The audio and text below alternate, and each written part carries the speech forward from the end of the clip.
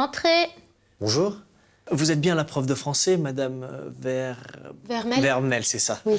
Enchanté, je suis monsieur Serrano, le papa de Nina. Ah, Je me permets de vous solliciter. Je penserai, je vous dérange pas? oui, bien sûr. Génial. Alors, en quoi puis-je vous aider?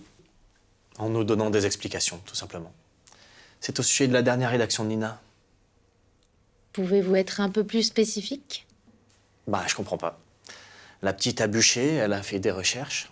J'ai lu sa rédaction de français, j'ai trouvé ça bien écrit, bien construit, incisif, malin. Et au lieu d'avoir les félicitations qu'elle mérite, elle se retrouve avec un pauvre 13. On n'a pas lu la même rédaction, c'est pas possible.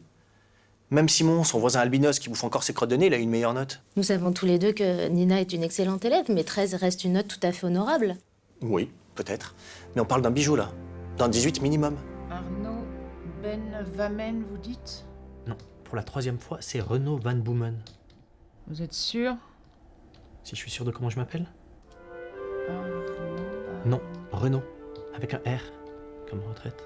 Ah oui, je vois que vous payez l'amende tous les ans pour la non mise à disposition de vos capacités extraordinaires. Oui, bah justement, si je suis là, c'est que, comme je le dis chaque année, j'aimerais bien que vous me désinscriviez de votre liste.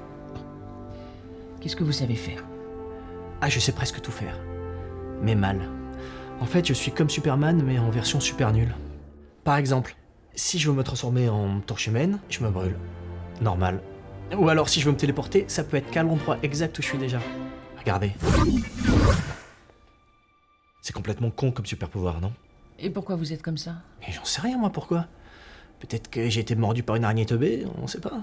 Selon plusieurs de nos informateurs au sein du ministère, il semblerait qu'une taupe ait réussi à nous infiltrer. Ferme-la, Ducel. Tu nous connais, numéro 2. On bosse tous pour toi depuis des années. Alors s'il y a une balance, tu la trouveras pas ici. C'est pas un de nos hommes, ça c'est sûr. Aucun d'entre nous a intérêt à trahir le gang. Et surtout, aucun d'entre nous n'est assez con pour le faire. Et pourtant, il y a de sacrés cons. J'ai envie de lui coller une balle à ce fils de pute. Hé, calme-toi. On a le BPR au cul. On est déjà suffisamment dans la merde, donc n'en rajoute pas. Non, je vous en supplie. On s'en fout, on a le pognon, c'est tout ce qui compte. On attend l'appel de numéro 2 et après on se tire. C'est bon, je crois qu'il a compris là. Merci-le. Merci-le. Je veux pas mourir. Pas comme ça. C'est un con, Marcus. Je t'ai apporté à boire.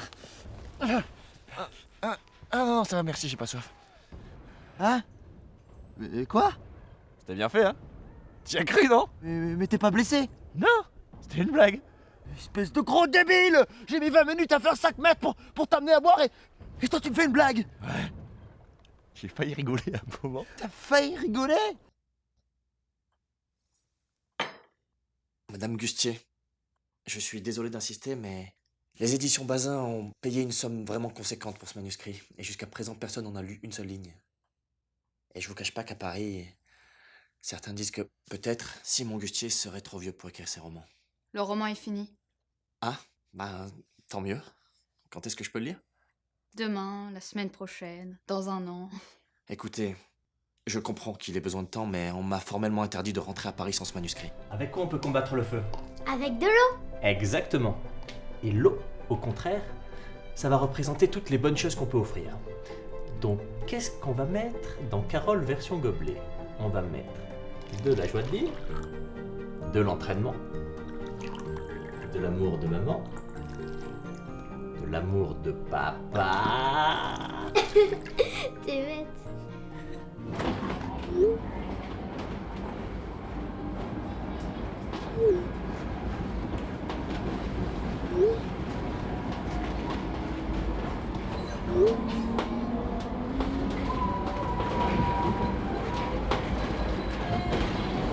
Excusez-moi.